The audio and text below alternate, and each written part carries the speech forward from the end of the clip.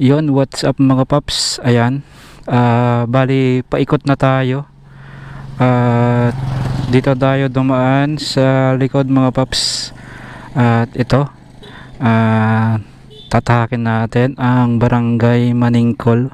Ayan. Yon, shoutout natin yung nag-request. Ayan ang mga paps, si Paps Boleski Salis de los Martires. Yan, sabi niya, idol, try mo naman pumasok dito sa Barangay Maningkol. At yun mga paps, palabas na tayo. Tingnan natin kung ano yung mga mabibidyohan natin dito sa kanilang barangay mga paps. Let's go.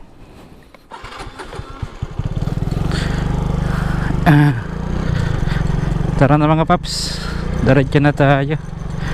May kurbada. Ayan, malamig ang hangin dito mga paps kasi marami siyang mga puno-puno.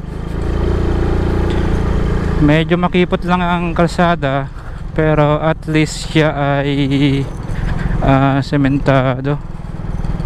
Yan mga paps, medyo makipot lang sa banda dito. Ayan, may ginagawa pala dito mga paps. At eto, meron na rito elementary school. Ito siguro yung elementary school ng Maningkol. Yan nga, Maningkol Elementary School. Yan mga paps, elementary nila. Ayan, picture lang tayo saglit.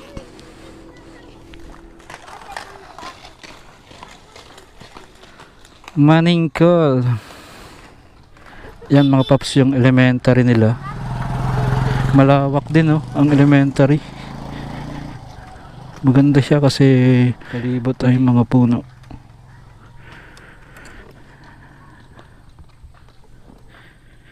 Yan mga paps, diretso na tayo. At dito naman, itong kulay blue, parang resort to Ayan, jams. Wait lang, hindi ko mabasa, natabunan ng papaya. Dito mga paps, mayroong pala, resort ba to? Yan, Jams Dreamland Private Resort. Yan mga paps,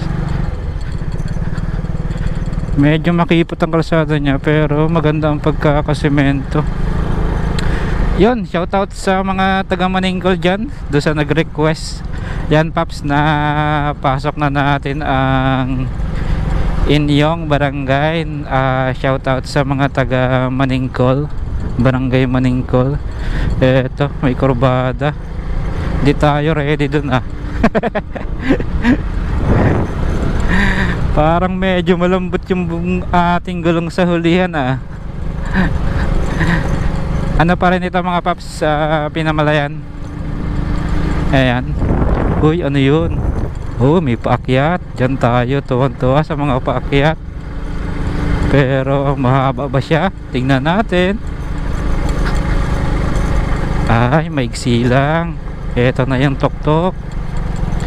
Ayan, ingat lang tayo mga paps kasi hindi natin alam, baka maraming tumatawid na mga bata. Ayan,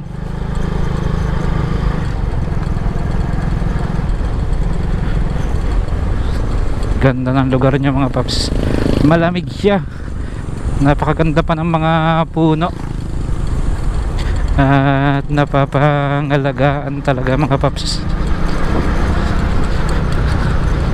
Shout out sa mga taga Maningkol dyan. Ito na yung inyong lugar ngayon mga paps, Maningkol.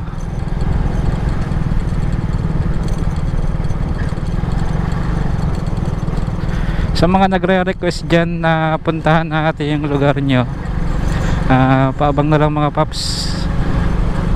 At sa magre-request pa ay comment nyo lang dyan sa ating videos. Ayan may gasolinahan dito.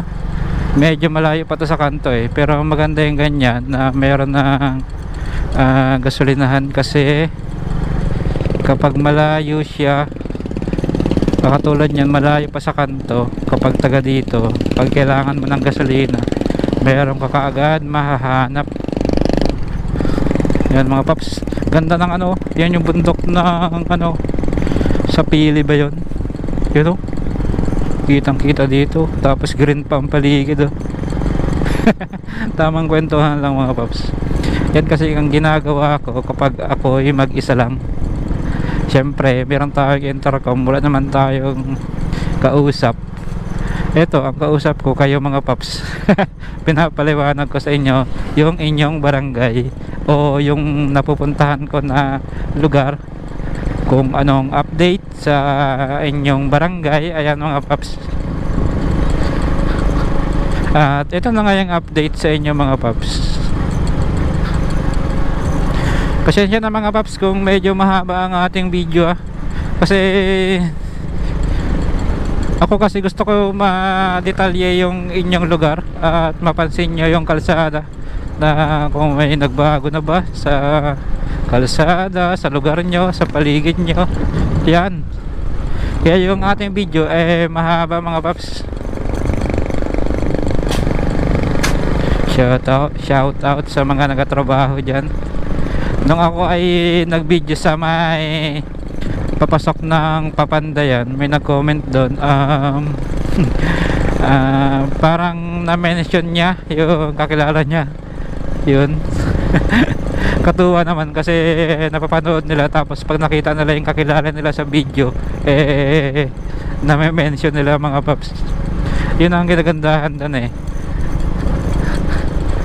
Kaya nagpapasalamat nga pala ako mga paps sa inyong suporta, sa walang sawang suporta sa aking ginagawang travel vlog.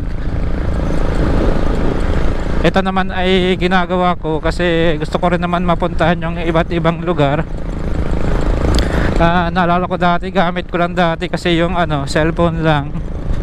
Yung cellphone, kapag kahit ako naka 4K na 1080p, siya yung hindi naman siya pangit, kaya lang maalog siya, wala kasi siyang stabilize.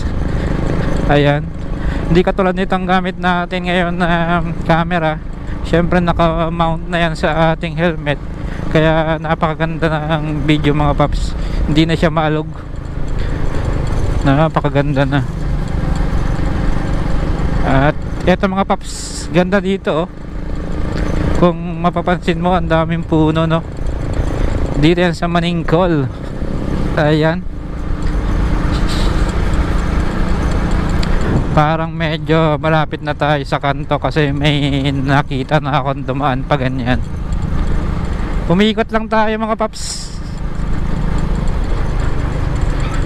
At eto, palabas na tayo.